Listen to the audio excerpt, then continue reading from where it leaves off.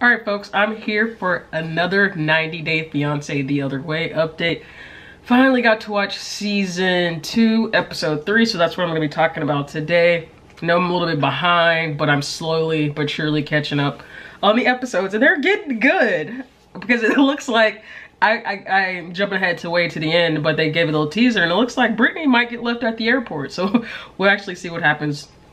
But again, it's more like a recap review. I'm going to go through the entire episode with each couple, then kind of give my thoughts about each one as we talk about them. But before I get started, go ahead and subscribe to my channel so you get all my latest 90 Day Fiance reviews and recaps.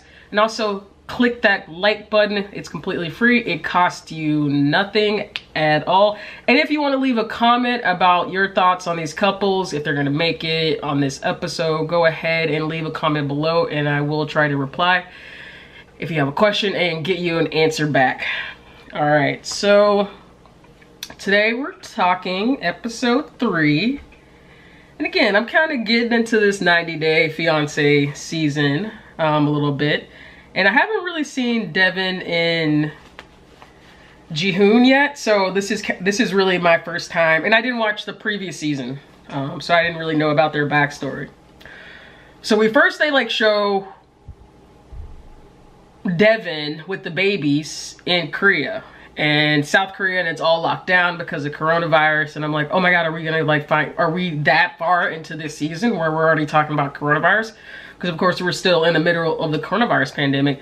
And then of course they flash back 7 months after we see Devin say that basically they're locked down, they can't go anywhere. She has the kids all day. You know, little do we know, 6 months later, we all have the kids all day. We're all locked down. And so again, they go back 7 months, and they show that Devin has gone back to Salt Lake City, I think she's at, and that Jihoon is in South Korea. He's getting this little haircut. At first I'm like, who is that? That's a whole different man. But no, when he got his haircut, it actually completely looks like a different person. So I'm like, wow, he looks 15 to 20 years older with that haircut. I mean, usually when you get a haircut, you might look younger, but he definitely looked older. But he was talking about how he feels really like disappointed and let down and, you know, a little bit sad and ashamed because he couldn't, you know, when they talk about Devin, she met Jihoon on an international dating site, and in like 3 months of doing that, did he come there? Yeah, he comes to the U.S. Either he comes to the U.S. or she goes to South Korea. The first time I think he came to the U.S. They do it. She gets pregnant. They have the baby, and she ends up going to Korea. Goes to Korea and marries him, and decides to live there permanently. And so fast forward, we're at the part where Jihoon is saying, you know, when Devin got here, you know, she has these 2 kids, we're married, I'm supposed to be providing, you know, we end up having to live with my parents, and you know, no newlywed couple wants to do that. So Devin goes back to Salt Lake City, and you know, in this episode we finally get to Jihoon saying that he feels shamed and sad that he wasn't able to like provide food and an apartment for his family. Because of this mysterious debt that he had, $15,000 debt fine, after he got caught selling used cell phones. And this only comes to light after Devin has already moved there the first time. So at this point, we're seeing Devin and Jihoon talking about, does he actually have a job now? Jihoon tells Devin that he is doing tile. And maybe something is lost in translation, but like, what does that mean? You're doing tile. And then Devin asks Jihoon how much he's gonna make. He doesn't know, says three to 4,000. You know, Devin is expecting to be a stay-at-home mom, so she tells him that's not gonna be enough. And he says that he's still doing the ride share, I guess, or food delivery. And that should be like 6,000 or 7,000. So, you know, that sounds like 6,000 to 7,000 a month, reasonable in South Korea to take care of the family. It's just it'll be, we'll find out if he's actually telling the truth, if he actually has a job. And then, you know, they flash back to the part where, you know, Jihoon is asked the question at the first reunion if his parents wanted him to marry a South Korean girl, and he says yes. And it's, you know, for all those reasons, Devin doesn't want to have to come back and live with Jihoon's parents. Not only are they newlyweds, they haven't seen each other in like months, been intimate, but you know, there's a possibility that she might have to live with his parents, with her 2 kids again, a whole family of 4. And so she tells him that I'm moving here. I'm going to give you one more shot. My mom's coming with me to check it out, make sure it's all legit. And I'm going to rent an apartment for 1 month. So he basically, Jihoon has 1 month to prove that he has it together. You know, it seems like his debt's cleared up.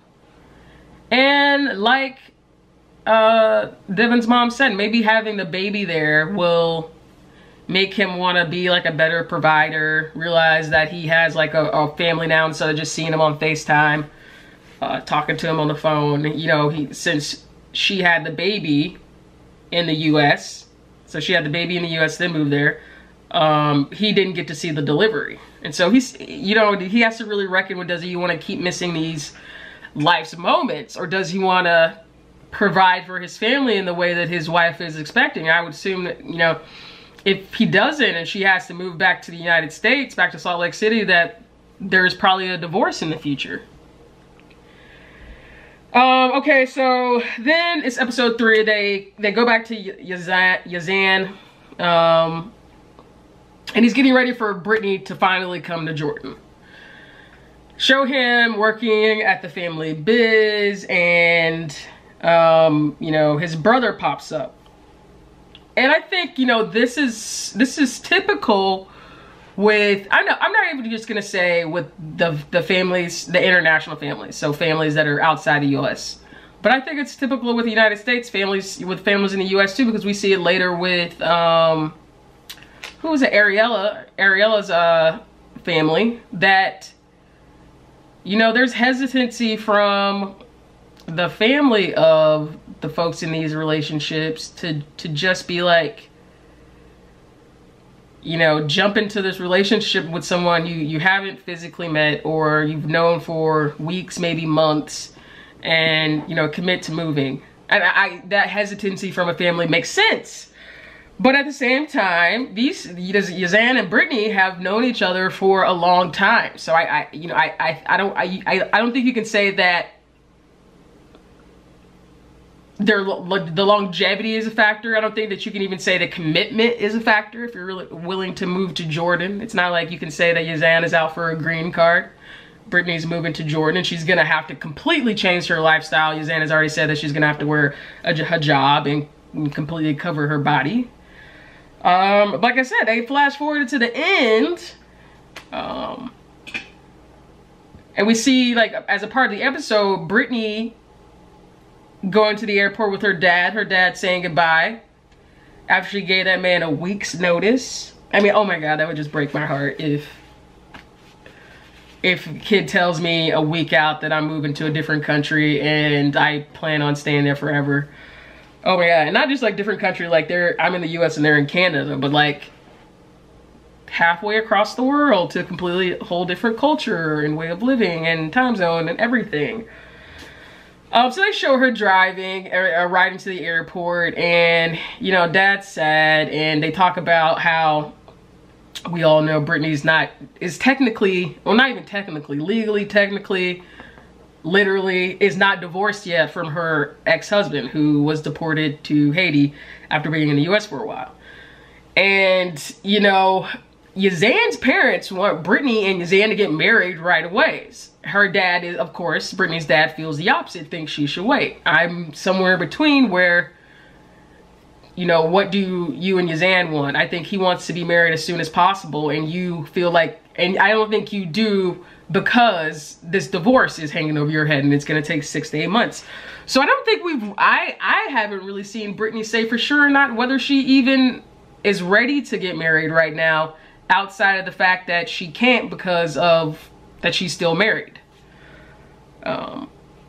But yeah, so, you know, Yazan's brother is saying that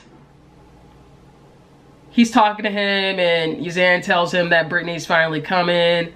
And I don't know if TLC stages this or what, but he's kind of shocked that Brittany's actually coming. But I assume if, you know, he knows the cameras are there, then he has to know that Brittany's already coming. But, you know, like I was saying, when you have families from every country, every, you know, I'm going to call them contestant, but couple that has been on here, we've seen families, you know, say things like Yazan's brother said, where, you know, he's saying, we all wish you would marry Arabic Muslim woman. You know, Yazan is Arabic and Muslim, living in Jordan. Brittany, I assume she's African American or black and is from the United States, Christian woman. Married previously, and they're soon to come to find out that still married, not divorced yet, which throws really a hiccup in their plans. Yazan's family's plans. And so, end of the episode, I assume Brittany can't hold it in anymore and tells Yazan at the airport that she's still married. And, you know, surprise, surprise, he freaks out.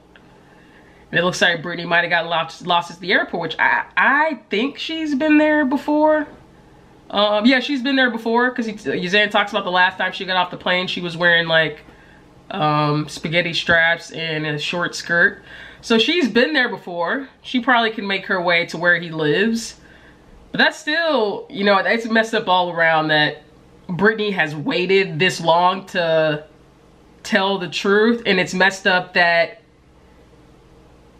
Yazan is like, would leave her. I mean, at that point, y'all have come this far. Be pissed, but at least talk it out, work it out. And don't, you know, leave homegirl at the airport. For those two silly birds, lovebirds. I don't like to make bets, but if I said a couple least likely to make it, I'd probably say Yazan and Brittany. If I had to say a couple most likely to make it from this season, Jenny and Sumit. He just seems like he really likes her. I don't know. He really does. But yeah, so we get to Ariela and Binyam. I think I'm saying it right this time. And, you know, she's eating dinner with her family in Jersey. And they're all, you know, like any family would. Nosy family. They're sitting around the dinner table asking her these questions about moving to Ethiopia. Of course, Ariela's moving to Ethiopia. She's going to have the baby there. Her mom is gonna go with her for the time being to figure out if they even have, or if they're gonna have like the medicine and the hospital facilities to have the baby in Ethiopia. You know, I think that's a little bit of propaganda that she'll be fine having the baby there. But of course, so her mom's going, and they're all like, you know, have you thought about what it's gonna be like to have the baby there? Her dad, who, again, I just said it. This girl is in Jersey. She's not in some foreign country whose culture is oppressive in some way. And then, you know, the dad says, you know, why couldn't you marry, or who, I think it's her dad, why couldn't you marry a good Jewish boy from Brooklyn? And, you know, you call that what it is, but let the girl marry. She's trying to sow her wild oats, expand her horizons. Let her marry who she wants. And so, you know, she's like, this is who I like. This is who I want to be with. Lo and behold,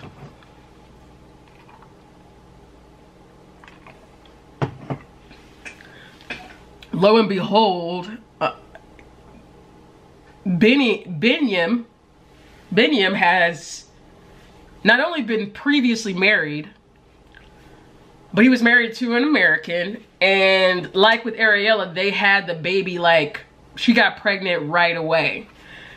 And Ariela says that Binyam seems to not be allowed to see the baby. And while they were doing all this in Ethiopian, Ethiopia, Binyam's ex-wife moved back to the US and has basically had no contact with Binyam.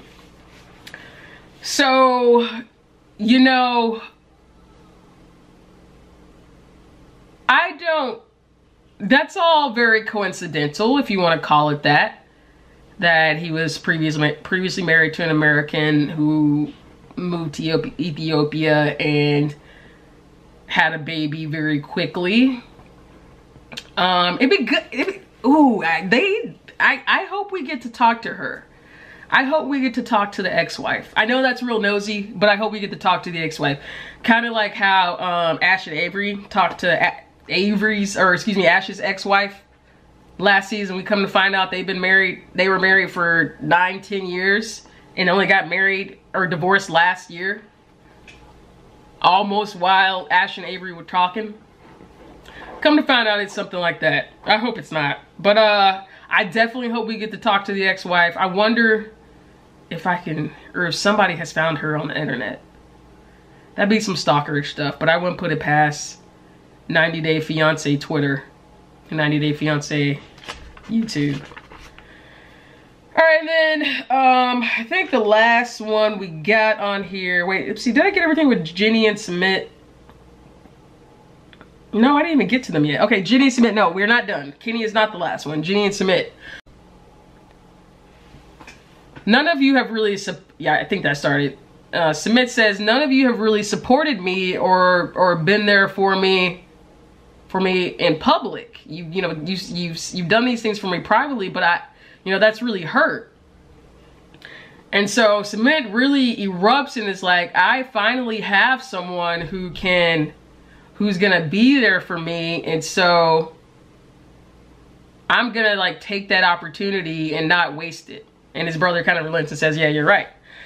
And then we see Jenny, whose daughter comes back. Jenny's getting ready to leave for the airport, and still no divorce papers. And so we get to the point where we have to ask ourselves whether Jenny has to ask herself, maybe even Sumit has to ask himself, if there's really a divorce happening.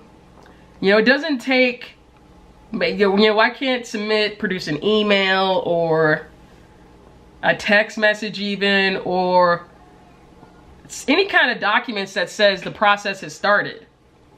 The divorce process has started and I know this is gonna happen. And so it makes me wonder, Jenny's daughter's on her case, even as she's driving to the airport, even as she's hugging her goodbye. It's like, we need to see these divorce papers to know that it's actually happening.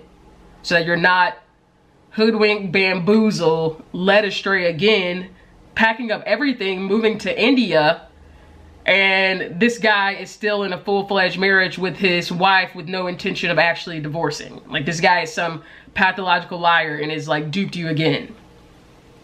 And so I think the daughter is right. We need to see the divorce papers. I think there has, like, maybe at some point they'll go to these couples always end up in a lawyer's office at some point. But hopefully that'll happen, because it's just like, as gullible as Jenny is, and I'm just like, lady, come on now. It'd be too much. She done took out her social security check early. It would be some crazy mess if, he's actually like duping her again and not getting a divorce. I don't want to see that happen. So hopefully, no, he's actually legit this time. And then I can talk about Kenny. They showed Kenny meets with his family. He's leaving before Thanksgiving, so he gets his family all together and they have Thanksgiving dinner. Two things sort of come to light during the dinner. One, that Kenny told everyone in his family that Armando was like in his mid to late 30s. Turns out Armando is just turning 31. That's not even a good lie. That's not even that big of an age difference. I don't see why he told that lie. But, I do get it in the sense that, he's like more than 20 years. Kenny and Armando are more than 20 years apart. So you might get the side eye, the dirty looks. Armando seems very mature. He's taking care of his daughter since the mother passed away.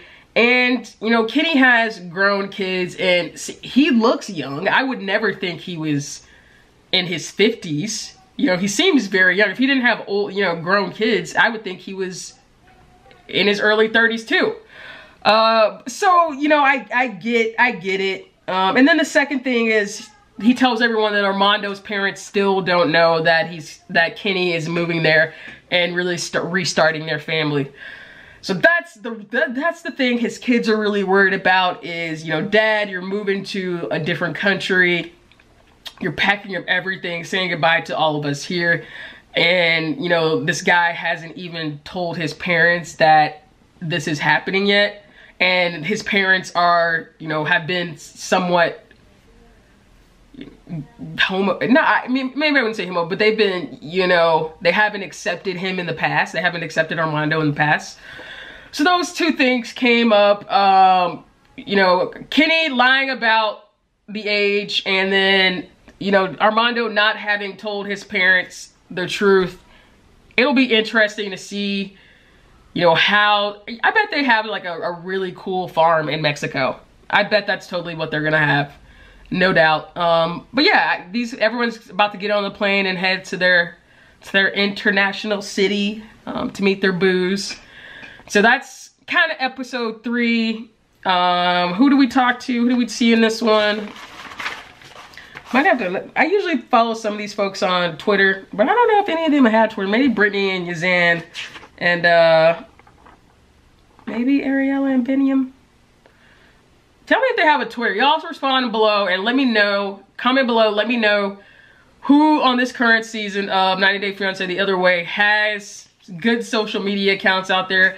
I really use Twitter. Don't forget to follow me, Joy_G_Turner on my Twitter account. And then let me know, you know, who on the current season has good Twitter accounts where they're posting, or, you know, I also do IG a little bit. I'll follow them on IG. But that's my review and recap for 90 Day Fiancé The Other Way, Season 2, Episode 3. I'm gonna try to watch Episode 4 in the next couple days and like slowly get caught up. I think we're on like Episode 6 or 7 now. So I'm gonna try to get caught up. But that's it for now. I appreciate you tuning in. Don't forget to subscribe to the channel and like this video, and I will talk to you next time. Bye.